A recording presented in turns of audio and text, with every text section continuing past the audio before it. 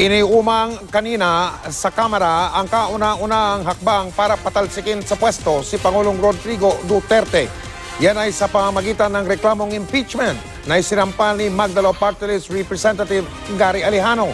Sa kanyang reklamo, sinabi ni Alejano na ilan daw sa dapat panagutan ng Pangulo ang mga patayan kaugnay ng kampanya kontra droga at ang paratang tungkol sa kanyang umanong tagong yaman. At yan ang tinutukan ni Tina Panganiban Perez. Kami po ay naniniwala na si Pangulong Duterte ay hindi nararapat na manungkulan bilang pinakamataas na opisyal ng ating bansa. Kaya po kami ay naghain ng impeachment complaint sa kadahilanang ito. 5 grounds for impeachment ang laman ng kauna-unahang impeachment complaint laban kay Pangulong Duterte na inihain kanina ni Magdalo Party List Representative Gary Alejano. Ang culpable violation of the Constitution, bribery, graft and corruption, betrayal of public trust, at other high crimes. Basehan daw ang mga extrajudicial killing kaugnay ng kampanya kontra droga ng gobyerno at ang alegasyon ni Senator Antonio Trillanes IV na may 2.2 billion pesos si Duterte sa iba't ibang bank account bukod pa sa mga ari-ariang di nakadeklara sa Statement of Assets and Liabilities. Isinama rin sa reklamo ang mga issue noong Mayor parang Davao City si Duterte tulad ng mga pinatay raw ng Davao Death Squad at libo-libong ghost employees. Ihahabol pa raw ni Alejano ang posibleng naging paglabag ni Duterte matapos niyang sabihing pinayagan niya ang pagpasok ng survey ships ng China sa Benham Rice.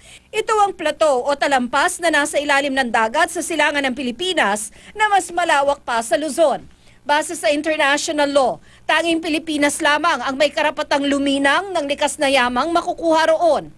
Ang ilan sa mga alegasyong binanggit sa impeachment complaint ay nangyari noon pang mayor si Pangulong Duterte. Pero kahit daw alisin ang mga yon, naniniwala ang Magdalo Party List na may sapat pa ring basehan para gumulong ang reklamo. Primarily, tinaon ho natin sa bakasyon kasi nga ho, alam naman ho natin nung nakaraang pag-deliberate ng death penalty bill, parang ho sinagasaan ho ang lahat. At kung ating i-file ito during the regular session, makikita ho natin, magiging witness ho tayo kung paano i-railroad ho itong pagpatay ng impeachment complaint. Tama rin ho na ngayon ho namin final sa panahon ng recess para mabigyan ng pagkakataon ang miyembro ng Kongreso upang makapag-isip, no? Magnilay-nilay. Alam daw ni Alejano na paramihan ng kakampi ang impeachment proceedings pero umaasa pa rin daw siya. Batid namin na kung ang laban ay ang bilangan lamang, kami po ay nahaharap sa napakabigat na balakid. Ganun pa man, naniniwala kami na ang impeachment ay ilalaban hindi lamang dito sa loob ng Kongreso, kundi pati rin sa labas ng Kongreso. Bahagi si Alejano ng oposisyon, kasama si Albay Congressman Ed Selagman. Numerically, I doubt whether it would succeed. Not now, but probably in a few months or so. Dahil mambabatas na ang naghain, may tuturing ng verified complaint ito. Di tulad kapag private citizen ang naghain ng reklamo na nangangailangan muna ng endorso ng mambabatas. Sa Rules of Procedure on Impeachment na nagdaang Kongreso, 1/3 o 97 na pirma ng kasalukuyang 292 ng mga kongresista ang kailangan para dumiretso sa Senado ang reklamo. Kung hindi, pwedeng i-refer sa Committee on Justice ang reklamo para dinggin kung pasado ba ang form and substance nito.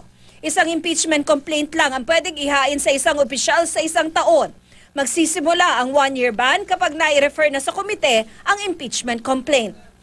Tina Panganiban Perez, Nakatutok, 24 Oras.